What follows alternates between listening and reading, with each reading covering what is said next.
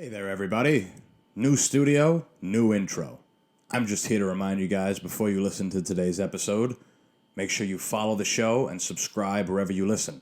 If you watch the show on YouTube, make sure you subscribe there, you comment, you like, and you share. Also, follow my social media, all of it, both Instagrams, my Twitter, follow it all. Your life is to be consumed by my life. Tell everybody that you know about me. Start conversations with the fact that the Smoking Simian is your favorite podcast. Bombard everyone that you know and love with the Smoking Simian. Send them links day in and day out of my show, of the episodes, of my posts. Get thrown out of your house because the only thing that you care about is the Smoking Simian. Do it. Enjoy today's episode.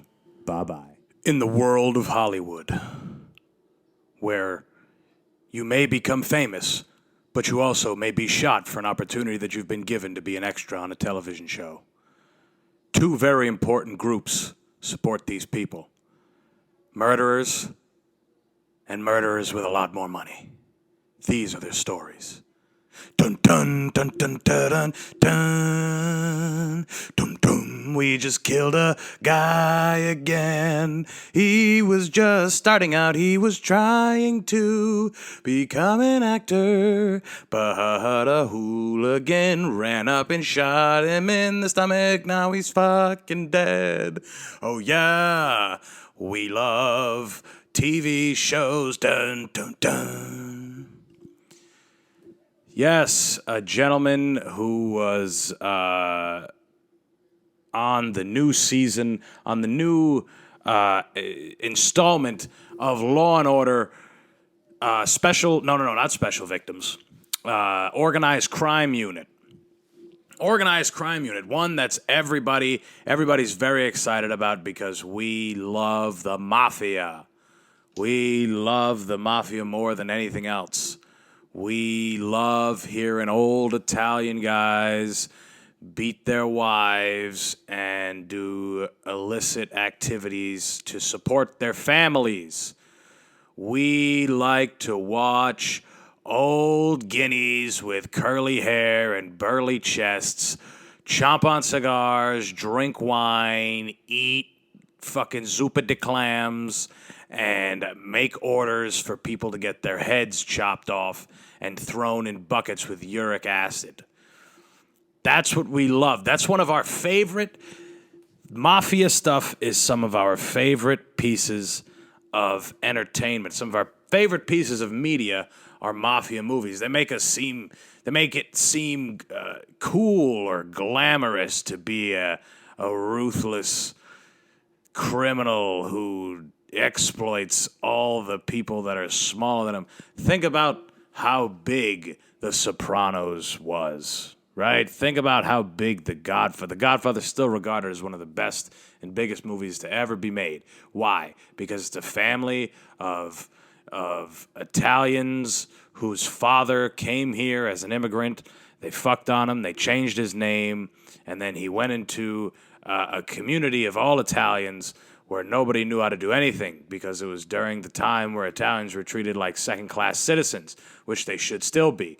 But this was a time when there was, very little rules and things weren't as patrolled as well. New York City was murderous. Hell's Kitchen was actually Hell's Kitchen. Now you go to Hell's Kitchen and you can have a nice dinner and go watch a show. There's still people getting murdered, but it's a lot more flashy now. You can film it, and it's a little different, where in those days, murders were taken a lot more seriously. Now, we don't take murders and killing and death as seriously as it was. Like, we always hear people go into certain neighborhoods to have a good party, right? There's good clubs over here. There's that. But before, people weren't going there unless they were in that area. Like, I grew up in a place called North Providence, full of Italians, third-rate Italian people. They don't even know who came to the country in their bloodline. They don't know who was the one that came here and even did that, and that's how far back it is. But they all pretend like they just got off the boat. They all pretend with their Dunkin' iced coffees with caramel swirl and 15 Splenda in them. They all pretend while they eat pizza with just sauce on the top, and it's cut in a long square. That's what they do where I'm from. They all pretend that they're right off the boat Italians with gold chains and jewelry and big hair and tight mom asses. That's what they all do. And they all sit around and they talk and they pretend and they say certain words that sound Italian but aren't Italian, like fangool, or, they call sauce gravy, or, gabagool. Like, these are all just, OD. A lot of Italian Americans, they go, OD ma. That's what they do, and it's all pretend and it's all nice. But what my point was that The Godfather was so big was because a dad who, as he was becoming a father, decided to live illegitimately, run a business that was fueled by blood money and intimidation and intimidation in large groups of the people in the area. I know that's not what they show in the movie, but that's what it would be in real life. In the movie, they show that he's a nice guy and he does this, and they say that, right? They probably say that. But that's just because they turn a blind eye to the people that he's murdering, right? And I get it. They're part of the game, right? The people in the mafia, they all know that they're susceptible to get murdered from time to time. But it's just funny that there's a collective, there's a group, a syndicate, if you will, of people that just murder each other back and forth, but are still to be looked at as decent people, nice people. They keep it all in the family. They cook very well. They know how to have a good time. They're passionate, but they'll also garrote you in the back of a car, right? They'll sneak up on you. They'll have your best friend do it, and he'll be sitting in the back of the car with a wire, not a rat wire. They'll wear that too, but in this case, no, a wire like a real like chicken wire, and they'll fucking decapitate you from the back of the seat, choke you to death, and just like they do in the movie. But we love that. We eat it up. We do. They make it, and the suits and the hair greased back, and it's so great. So the Law and Order Organized Crime Unit was that's what it sort of revolved around. It sort of revolved around these big syndicates, who, by the way, I had just described to you the mafia, but that could also be used for, any so-called legitimate enterprise that exists, like a corporation or, politics. That one can be even taken more literally because they actually do kill people, way more people, and they do it way better, and they hide it, and the people that do it don't get in trouble, even less so than in the mafia. In the mafia, some of those guys go to jail. These guys, they don't go to jail. You know that. You know they don't go to jail. You got enough money, you don't go to jail. You got enough money, you don't die. The only time you die is when you're going to go ahead and say some shit about the people who helped you out, which you shouldn't be doing anyway, you fucking rat. You're a filthy rat. You shouldn't be doing that. So that's why you get killed, Jeffrey Epstein. That's why you get killed. Who's the guy? The patsy that they had shoot fucking, what's his name? JFK. I forget his name. But Lee Harvey Oswald, that's why you get shot, because you were trying to rat on everybody. You're trying to fuck around. You should have just went with the flow, taken your time in jail, and they would have escorted you out in a fucking truck. You could have lived in Tacoma or some, Bisbee, some random fucking place in the country. Nobody would know who the fuck you are. And you could have done that, but instead you wanted to speak out. Haha, now you get killed. But anyway, there was a kid who was, I could be wrong, but I think what I read was that he was out smoking, he was smoking the devil's lettuce. Let's see if I can find this. He was out smoking the weed, which they made sure to put in the article. Now, this was from the New York Times. And in true organized crime fashion, it looks like it was a black man that was killed, and the Italians, they love doing that. Boy, do they love doing that. And it's funny because there's such parallels between the black community and the Italian community, especially early on, right? I mean, there was nothing there's nothing compared to the plight and the apartheid that black people had withstood and continue to withstand today, but withstood far, far, far, far worse than they are now, just like Italians. But theirs was way worse than Italians. We can say that. However, Italians were, when they came here, pretty marginalized people. People didn't fuck with them, which is why they lived in ghettos. They lived in ghettos, and they did crime, and they put, because they had to work with what they had. If the system wasn't going to help them, well, fuck it, we'll create our own system. Boom, the mafia. So when it's funny that Italian people are so, some of them are very, very prejudiced toward black people because they are one and the same. They go back and forth. They say these gangs and this and that. Well, what the fuck do you think? You know every word of the Goodfellas. There's no gang activity going on in that. There's no gang activity. You watch every mafia documentary that there is that fucking exists, but you're upset that the Bloods are killing each other, or the Crips, or the Latin Kings, or whatever fucking marginalized group that had to find a way out of their situation or become a part of it. Right? They weren't strong enough to go the other way and, feed into the American dream of pulling yourself up by your bootstraps, coming up from nothing, and becoming something of your life, because that happens very, very, very rarely. It happens, but when you're in those circumstances and you're in those places, it's a lot easier. It is a lot easier to go ahead with the crowd, join the mob, join the gang, whatever the fuck it is, because you see that they're at a level of success. Those people are at some kind of level of success. It's just like real life. I mean, not real life. I didn't mean to say it that way. It's just like, a suburban kid.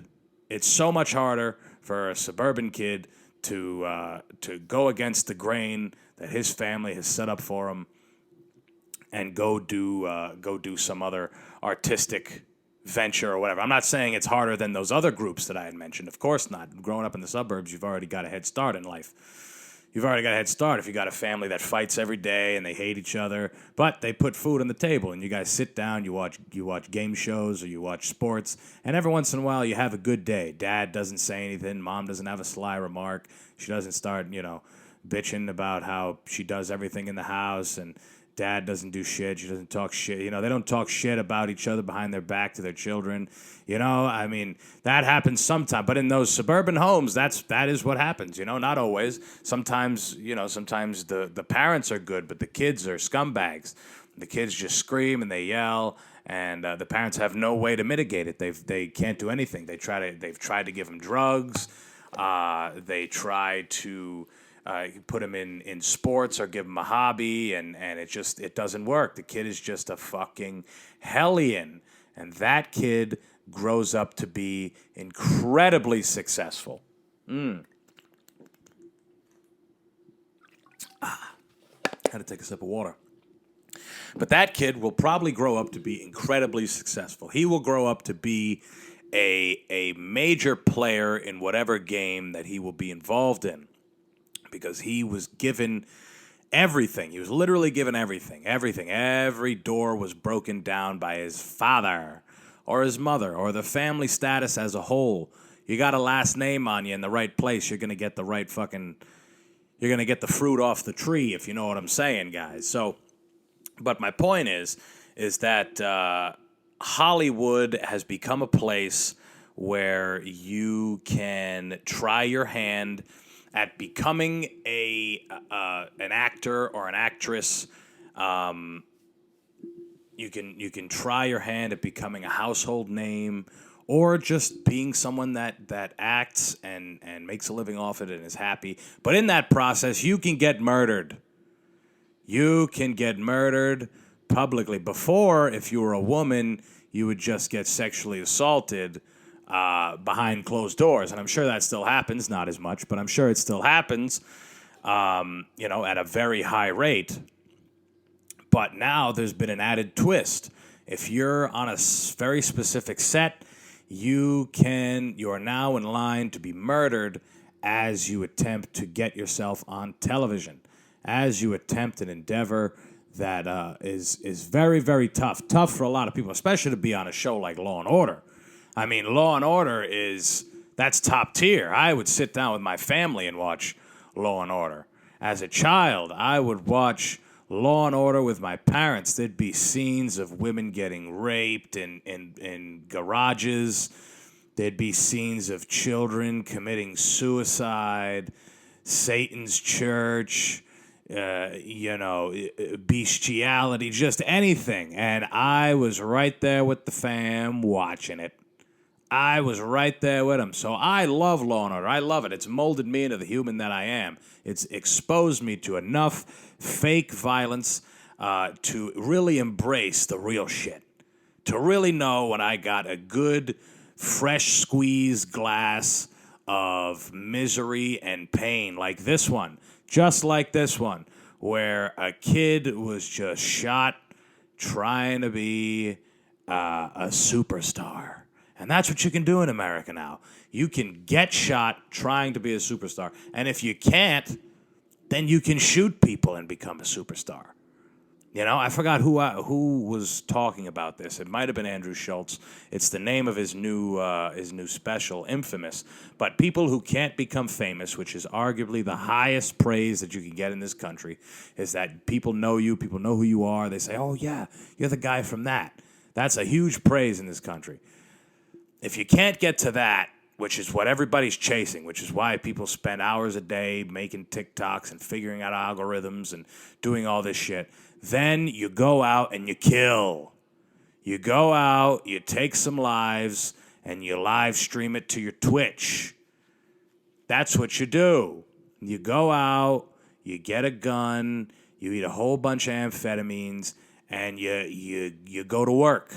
You go to work. You work on building that infamous empire because nobody wanted you to be on their set to where you could be liable to be murdered in front of people. Right? Nobody wanted to give you the opportunity to come on the set. So that's what it is. I mean, it's everybody dreams to be on the silver screen, on the television set, one way or another. And now, if you happen to be filming with Alec Baldwin, or if you're in New York City and you're filming Law and Order, then you can also get murdered, and people will remember you for that. People may not remember you for your time attempting to be an actor or attempting to get success, but they will know you as the guy who was smoking weed with one of his buddies and was about ready to go ahead and do his set. He was getting on his mark, and then kablammy, shot in the stomach and dead. That's how people will remember that guy. And if I'm being honest, there's a lot worse ways to go out. There are a lot worse ways to go out. There has to be. I mean, at least that guy is remembered for something. He's got himself in the newspaper. He's on the New York Post, right? He's on the New York Post. This is my point, guys. Fame is the highest glory that we can achieve in this country. It's not knowledge or intellectuality. It's not being able to communicate effectively. It's not being able to parent effectively. It's not preventing people in your family from going on murdering sprees. It's not living a healthy lifestyle. It's not thinking for yourself and coming up with your own ideas and your own ways to live. It is not those things. The highest praise in this country is not to be happy without drugs.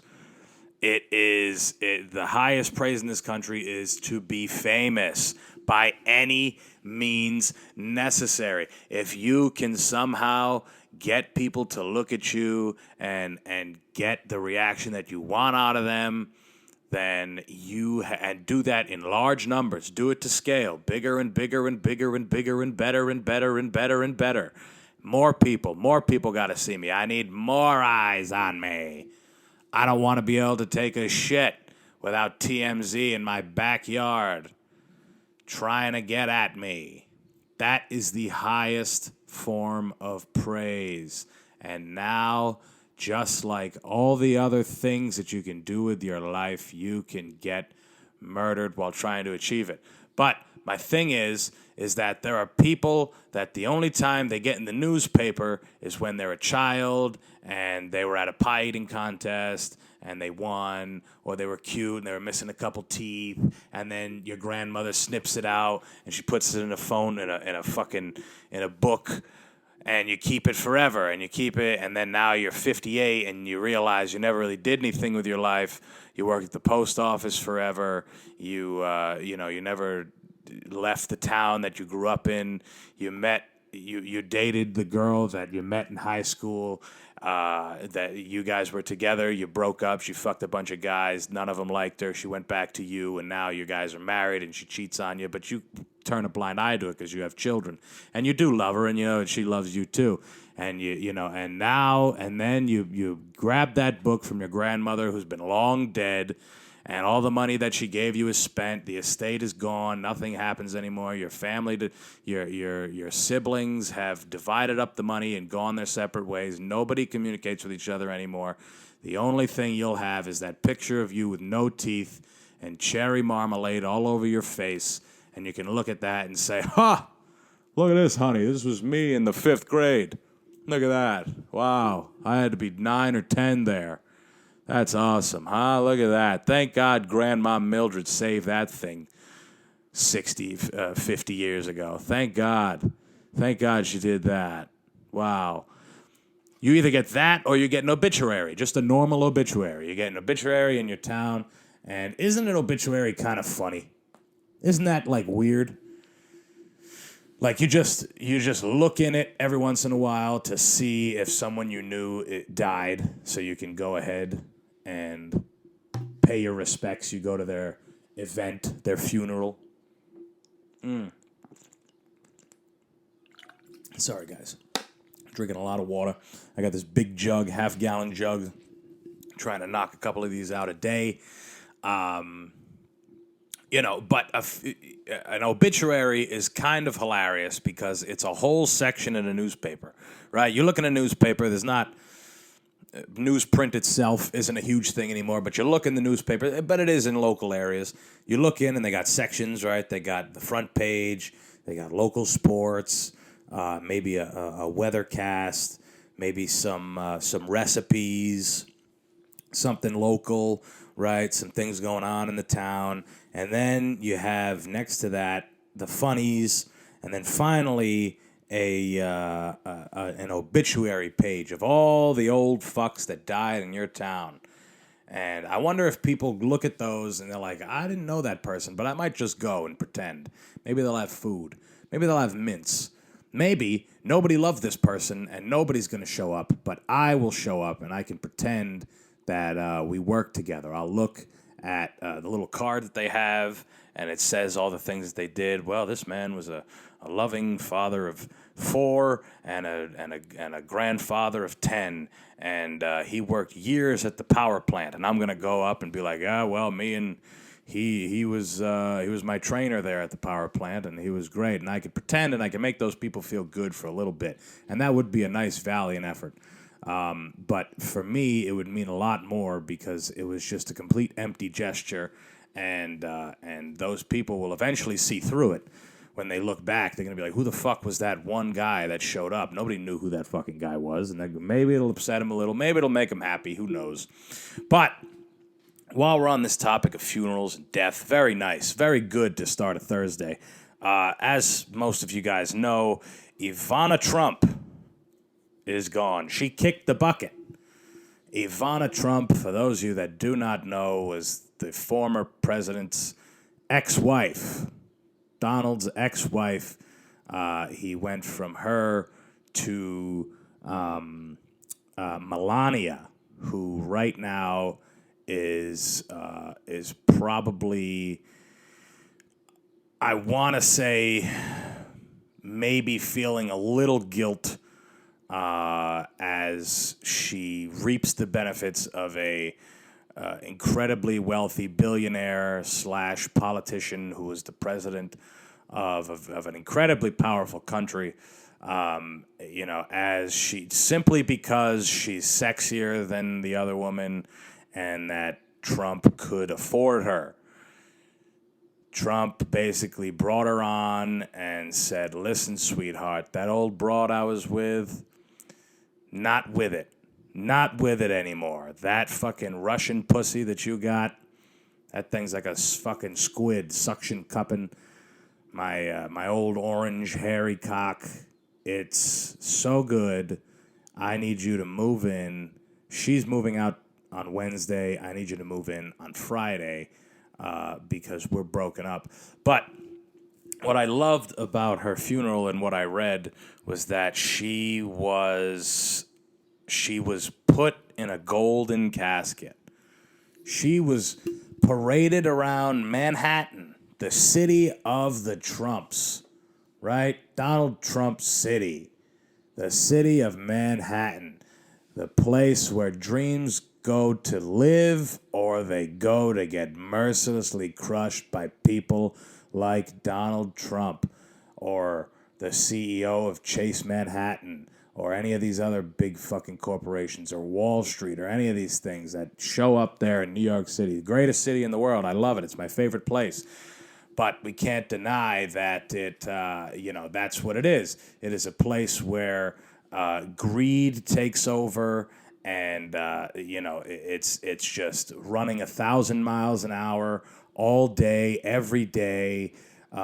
People are very frantic. Nobody has patience for anybody unless there's a dollar attached to the other end of it.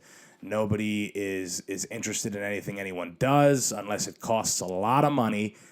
They got these free art exhibits that I spoke about on here one time. Beautiful pieces of art, but people wouldn't go to them if they weren't in these marble, very effervescent, or maybe that's not the word. Maybe very shiny and fluorescent white marble floors where the lights are dimmed, but it works so well with the $10,000 painting on the wall. People wouldn't go to that in New York if it was in a gym, right, or an auditorium or even a theater.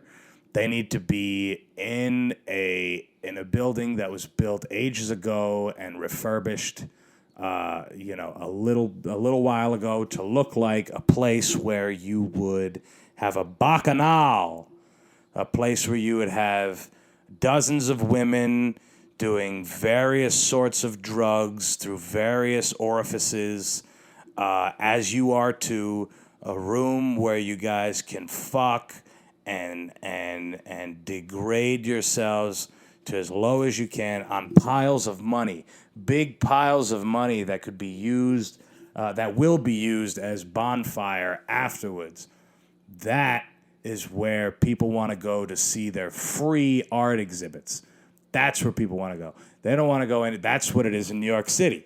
It's very artsy, but only if it looks good. Only if it culturally is pleasing to the New Yorker, which is a species of human that is constantly changing, as we know.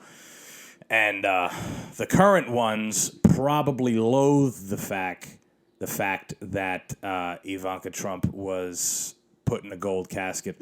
But the truth is, the old school New Yorkers, the real deal New York, the ones who sit in their $20 million penthouses that overlook the entire city, they look to their left in their eye view with some poor bastard that works in the Empire State Building, some poor security guard who's working as often as they fucking can, working 60 hours a week in some glorified elevator where they just tell people, this is the Empire State, and there's just droves and droves of fat fucking people who will not take the stairs. They must take the elevator. They must, and they will pay the $130 to go all the way to the highest level, higher than the one that everyone else, higher than the ones that the plebeians pay for. They go out, they go outside. Oh, this is nice. You can go higher than that. And those are where the fat people from the South and the Midwest and the people who've never seen things like this before, that's where they go. And this security guard works at this place and deals with them 60 hours a week. And right next door, there's a guy surrounded by 3 of his other buddies, and they're bukkakeing this small little Laotian girl that's on her knees because they've already given her $30,000 and all the blow that she can stick up her nose. And they're doing that. Dousing themselves in Dom Perignon, and they're hanging out over their. They're the ones who are gonna turn on the television and watch Ivanka Trump get paraded around in a golden casket while her ex-husband and her son and her ex-husband's sexy fucking badass wife watch, and they sit there and watch. Also, Trump's little retarded kid that's there, Barron, he's hanging out, and these guys, that person that's in that room, that's in that penthouse, those are the real New Yorkers. Those are the people that are going to tune into something like that and say, that's the way to go. That is the way that I want to be taken out of this physical realm and end up wherever the fuck I want to go. I can't imagine those guys have too much higher thinking of what happens after all this, because they've already conquered this. They're probably less excited about what's next, because who knows? Now they got to start over again, or they might be a different thing, or money might not rule the next world that they end up in. But I don't know if there's a more perfect way to send out someone whose last name is Trump, to send them out into the ground other than a gold casket. I mean, what are they going to do for Trump? I mean, they are probably going to put his ashes into a solid gold nuke that will be sent to some small archipelago somewhere, or some small know-nothing third world country that nobody knows anything about, and they'll just level it, and they'll rebuild it, known as TrumpTown, and it'll be his ashes will be everywhere because of the bomb. His ashes will be all over the place, and things will be just as they should, and his little retarded son will run everything, and the family will exploit whatever they can out of that region. They'll exploit the resources, the work, the cheap labor, the whole thing. They'll do the whole thing, guys, just like we're supposed to do. Just like where people were so upset when President Trump was the president, but it was literally the perfect representation of this country. He was better than who we have now. Right? Now, Biden is a pretty good representation of the country, too, right? A bumbling idiot, a guy that doesn't know anything that's going on. He's being controlled by the people around him. That's good, too. That's a very good representation. But Trump is the representation that everyone wants, right? He's the representation that you can become a shrewd businessman with all the money and all the power solely on ideas and charisma. You don't really need a ton of skill. I mean, you got to be smart, right? You got to be smart to get to where that guy is. But you can also have a real smart team. You can have a smart group around you. The people that help you out. You can start off with a whole lot of money. That's the other part, right? Everyone knows you started off with a whole lot of money. Came from money, right? Again, part of the American image is to start with so much money and blow it the fuck up to the point where people are like, wow, this motherfucker took over the entire world and did it his fucking way, did it the way he wanted, never took no for an answer, always was the guy on top. And that's who Trump exuded. That's what he did. That's why for no other reason. I don't care about his policies. I don't care about the type of person. Well, I mean, I guess I do care about the type of person he was. But I obviously have very little insight on politics. I like to make fun of the shit that happens. And that's what I'm doing here. I don't actually know if he was a better president or a worse president. As far as I know, all presidents are sick, sadistic fucks. All people who want to rule a country are sick fucking animals. You probably, I don't know, you were probably a pretty fucked up person growing up. You were raised by fucked up people. If you want to be in any position to where you can dictate things over very, very large groups of people, that includes being a delegate for a country or a major world leader or a board member for a monstrous corporation, making decisions that will affect and trickle down to all the people that work in that corporation or exist in that country. To do a job like that, you probably jerk off with a knife to your own throat in the mirror. I mean, there's very little wiggle room. You're not going to tell me that a person who wants to do something like that isn't a little sick in the fucking head, right? I mean, I can't be the only one that thinks that. I can't be the only one that thinks that a person who decides to make their living and make their way in this earth and leave their stamp on this planet is to go and preach something to the point that they have a monumental following, a following that they cannot go against, a following that they are not allowed to counterpoint, no matter how good or bad those people are, because they are the ones fueling their fire. Because once you get a little bit of power, folks, you don't want to give it back, right?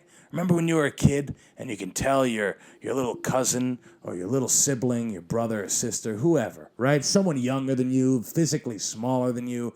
You remember when you could say, "Hey, go get me a can of Coke out of the refrigerator," and they go, "No," and you go, "I'll beat the fuck out of you. Go do it." Right? And that, of course, grows into a very loving and happy relationship between the two. But that's not the point here.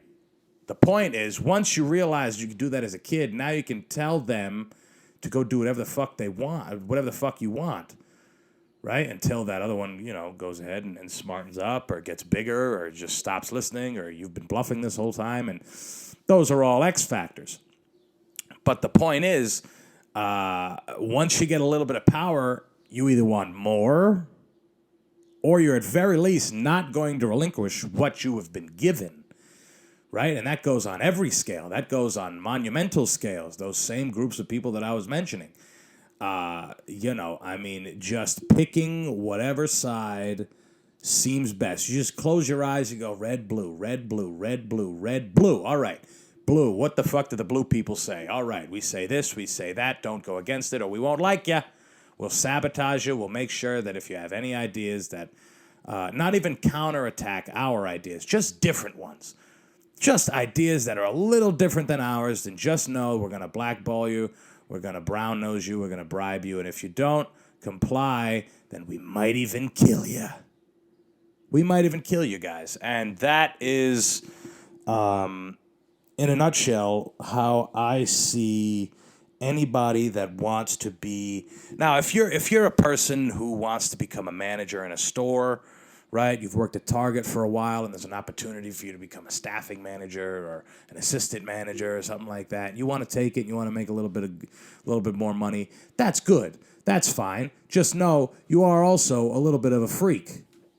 You're a little bit of a weird motherfucker. I mean, I understand you want to get paid, but you also want to deal with people's nonsense, right? And that's kind of that area of middle management where you have to deal with all the bullshit, but you can't do anything about it. At least when you've got all the power and you control an entire country, you can do something about it. At least you could do something about it. Now you can't do anything about it if you're an assistant manager at Target. You can't do anything about it. But while we're in this same vein of politicians and how great they are and how much fun they give us, recently AOC, who is someone that everyone takes seriously and nobody undermines ever, because she gives them no reason to, recently was shown with her hands behind her back being escorted by police officers out of a pro-abortion rights rally. Now, the picture is, she's walking, she's got her hands behind her back, but there's no handcuffs. There's none of that. She even takes her hand out to give a fist pump, and the Republicans are all going crazy. The people on the other side, fight, argue. That's all I see. That's all I see is just old ass dogs. Old dogs. Dogs that should have been put down years ago. Dogs that should have been put out behind the woodshed. Old Yeller style. Dogs that should have been dragged by their fucking collars after their owner kicked them in the fucking stomach and they can't breathe, and they grab the dog by the fucking collar and they drag him to the back of the fucking woodshed and they put a gun right to its head and say, "You're not gonna fuck with us anymore." Bang! That is how I see most of these politicians on either side, right? Either side, just dogs that have been biting the people that have been that they've been essentially working for too long, and all they do is argue with each other at this point. All they do is argue because they know that they've got their owner under their thumb. Even the owner's scared of them. Even the people that provide them jobs. And pay their salaries actually are under their thumb now. So they just fight and argue. But it would be nice if they would just get grabbed by the back of their necks and drowned. But actually real life. If you were to execute your dog in one way, I would like to see every single politician done the same way. All of them. Good, bad, indifferent, whatever. Every last one of them. Burn them at the stake. Kill them all in front of their families. But AOC, again, she is very performative. She's a young lady. She's the bad bitch. Don't make me say it again. She's the bad bitch. She's the younger. She's from New York.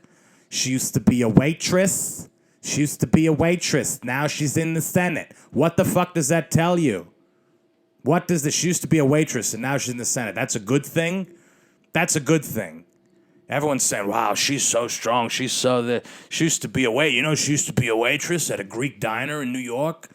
Yeah, did you know that? She'd work the graveyard shift and serve fat drug addicts that come out of the clubs on Tuesday nights. She'd feed them pancakes and cold, lukewarm coffee. That's what she used to do, and now she's one of the pillars of our democracy. Now she's a part of one of the biggest governments that the world's ever known. She's a cog in that machine now. She used to work at a diner. She used to work at a Greek diner serving guys butter pecan ice cream. 3-month-old butter pecan ice cream with freezer burn on it. That's what she used to do. She used to warm up the apple pie that's been sitting out there for 2 days. She used to warm it up in the microwave. Go ahead, throw a little butter pecan on top. Butter pecan. Now she's a pillar of our government system. Isn't that something? Isn't that good? That's a good thing. That's a good thing. But anyway, she went ahead and she, again, she's very performative. She went to the Met Gala and wore a dress that said "Eat the Rich," right? So she's at this event and she's got her hands behind her back and she's defending it, saying, yeah, well, I was being detained and I was putting my hands behind my back, and as if someone in her position would be publicly detained that way, right? Unless it was a legitimate scandal. She's at a protest.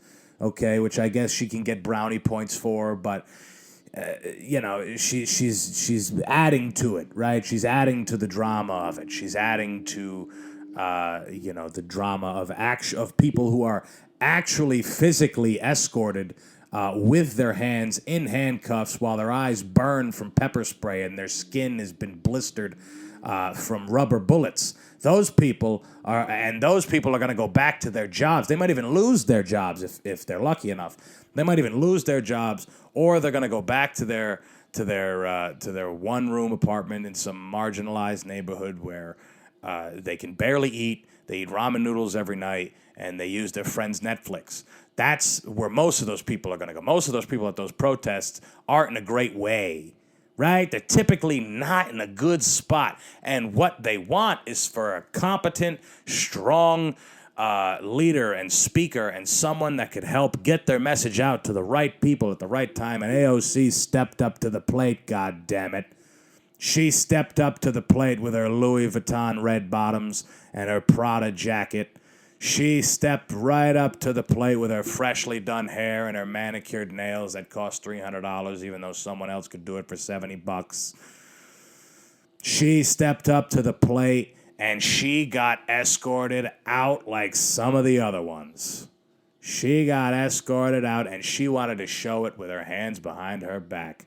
She wanted to show it that she's like one of the other. She's like everybody else. You remember before when Trump was going to be president and everyone was saying, well, he has no experience as a politician. He can't obtain the highest political office there is as a president, right? And we forgot before him was Ronald Reagan, another very revered president by white people, not very much by the black community, right?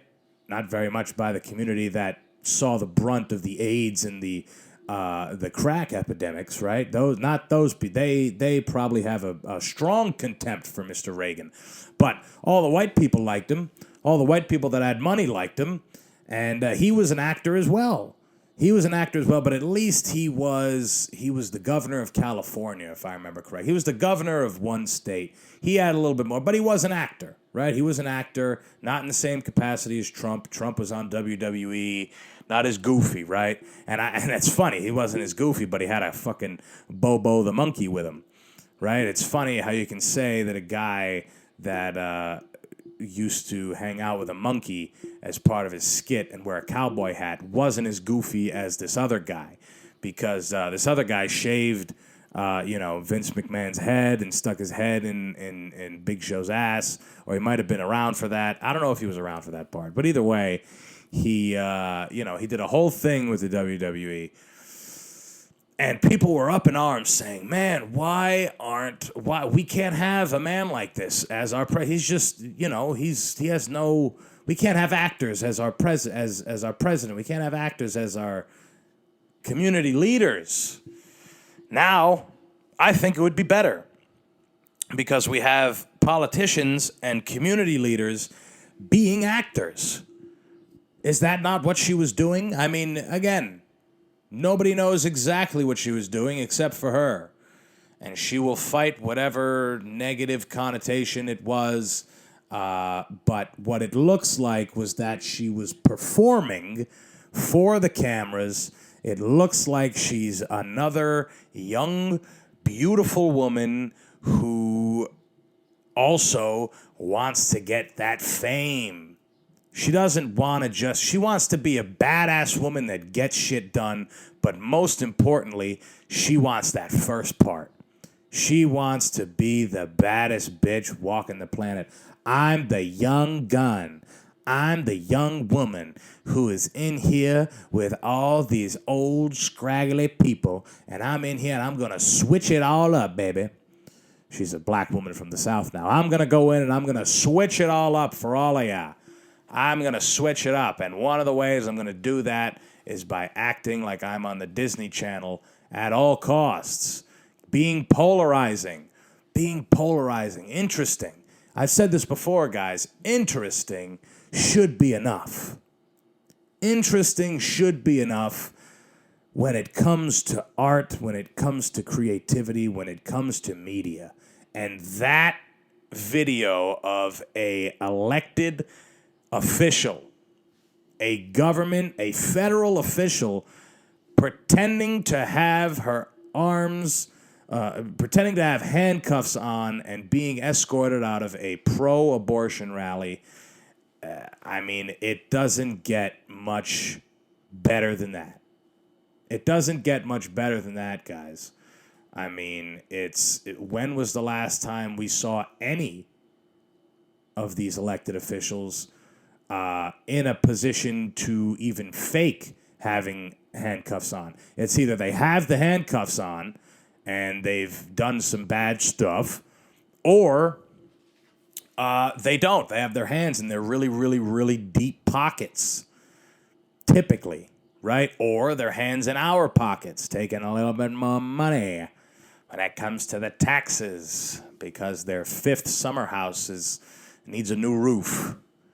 So that's what that is. That's a lot of fun. But I think that it would make sense if we just had more actors acting as politicians. Wouldn't that would make for better debates, better television, right? If we just had actors and actresses, like we just had Leonardo DiCaprio arguing with Jennifer Lawrence, and they're pretending like Leonardo DiCaprio is acting as the Senate member for Louisiana, and Jennifer Lawrence is the congresswoman of Arkansas, and they're arguing about something, and they're acting they're trying their best to act like politicians. It'd be better than now. It'd be better than having politicians do bad acting, which is where we're at currently, right? The bad acting, not just in this instance, but the bad acting of making sure the secrets don't slip out, and using the right words at the right time, and pretending to be angry about things. But there's too many things that stop them from getting to a point of progression in one area. Too many people oppose this. These guys back and forth. Too much process. How about we make it a little more dramatic? Let's pay the actors the way that we pay these officials in the off season. In the off season, we'll switch them out. It'll be like a show. People will watch. The president will be Al Pacino. Fuck it. The vice president will be some other fucking person, some other actor, right? Some other actress. It'll be great. Amber Heard, Johnny Depp will be the treasurer, and they can argue back and forth, and it'll be great. It'll be awesome. I think that is a better idea, because at least we get to have a little more fun. We get to have a little more drama. Let's have it like a real television show. But listen, guys, I've been examining why it is that I love the late 60s and 70s era. I've been examining why I have this weird infatuation with this generation of people. They were people who figured out everything wrong. They figured out that everything they've been told is a lie. Now, mind you, their parents fought in wars. Their parents fought in World War II. They fought in Korea. They came back to a thriving community, and they didn't ask any questions. They didn't ask any questions about it. They came back. They saw unspeakable things. They boomed their country's industry, and they had a grand old time, dancing, buying microwave ovens, hanging out, doing all this stuff. And the American dream seemed to be at its peak at that point. People didn't have any questions. And then all of a sudden, the politicians start getting, they start to get a little ballsy, and they get killed, right? Two of them by the last name of Kennedy, and Martin Luther King, another champion against racism and prejudice, a man who stood for good things. He gets killed, and music starts to be a lot more socially conscious. People start to use their brains. People are doing drugs, the right drugs, the drugs that were given us by the gods, the drugs that were given us to open our minds and show us that not everything is necessary. Not everything that we do must be directed toward a dollar or toward progress or anything like that. The only progress that should be found is progress of self. And this generation of kids found this out, and they went crazy. They were protesting. They were willing to die in the streets. People were overdosing on drugs. They were protesting the war. They finally realized that the shit that they have been fed for years and years by their parents was all a lie. And the only reason that their economy boomed after the Second World War is because of the war itself. And now they were thrown into another war, a meaningless war, for the same reason. They were going to use that same blueprint. It was early on. World War I didn't really make a lot of money. It wasn't a big thing. It wasn't a big marketing deal. It wasn't a whole lot of money in World War I, and it was still early on.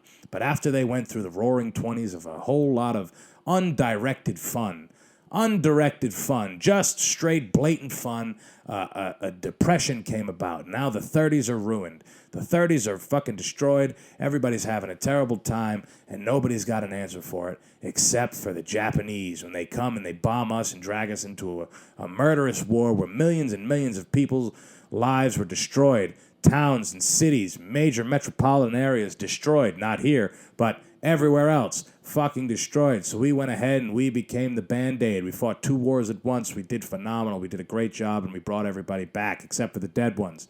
And everyone had a great fucking time, and the economy boomed because of it. The economy is at a record pace now, and everybody can have a job, and everybody can afford housing, and everybody can go to school, and everybody can do everything except for the black people and the other marginalized communities. But all the other white people that they were able to live and they were able to do all these things and build these communities, they had children who saw through all of that shit, saw through all of it.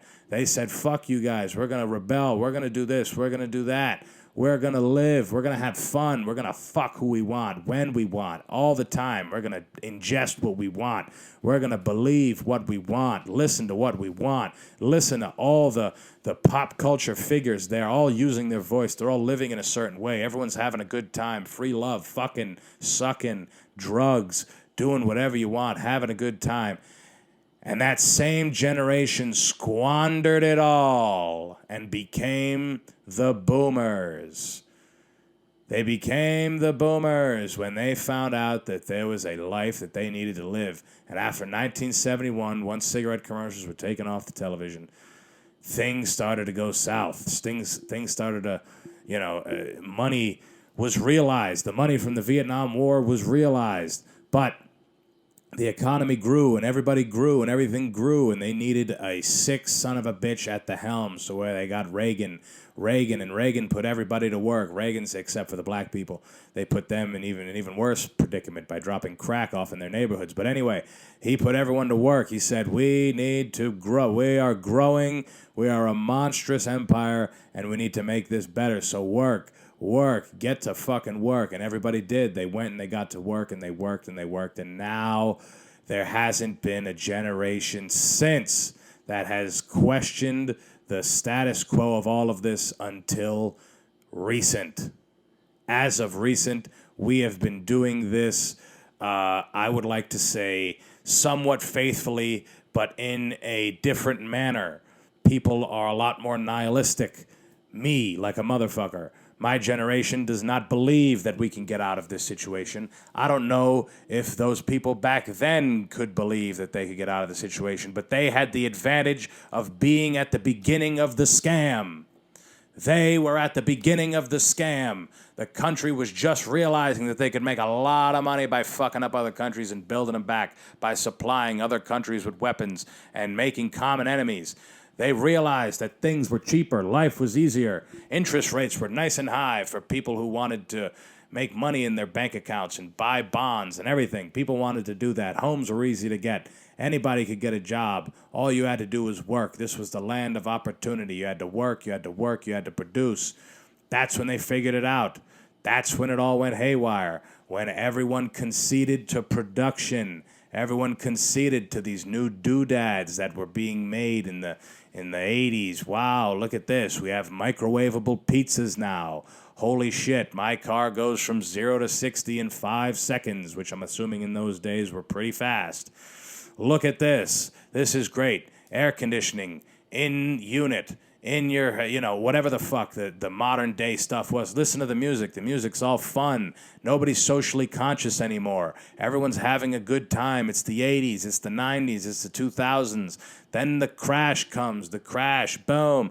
But now we're at a point where we're seeing through the scam, but the scam is too far along. We've all been consumed by it. It is who we are. All we want are new things. We don't mind if we're policed night and day. We don't mind that our information is sold day and night. We don't mind that they have tabs on where we are at all times. All they need is a fucking little black box like this with a screen on it that I can jerk off to anytime I want.